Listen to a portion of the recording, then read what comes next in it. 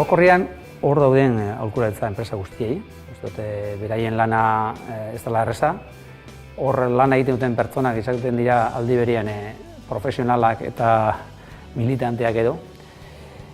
Eta orokorrean nik uste dut lan bikaina egiten dutela eta merezi dagoela errekonozimentu bat. Gure kasuan emun da enpresa eta benetan 10 bat jarriko honen. Horrela, bote prontuan, enpresa intzindaria da torkit, ez? Elaia enpresa, nik uste bereek zabaldu zutela bidea, eta hori jada nahiko meritu badela 10 bat jasotzeko. Bikain zorion du, bere 10. urte horrenean, eta baita eskertu bide honetan jasotako, bikaina handi jasotako laguntza guztia. Eta bueno, 10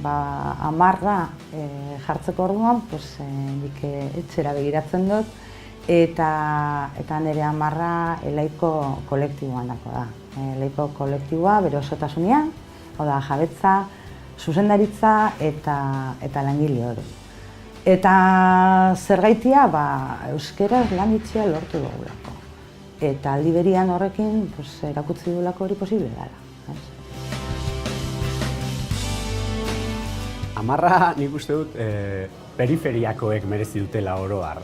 Ez da gauza bera bikain ziurtagiria edo euskarazko zerbitzua eskaintzea Lazkaon edo Orion edo Oionen, edo Gasteizen bertan. Nik uste dut alde hortatik borondatea eskatzen duen zerbait dela, kontzientzia eskatzen duen zerbait dela, eta eremu ez euskaldunean dabiltzanak oro har, eta ez autonomia erkidegotik kanpo zer esanik ez.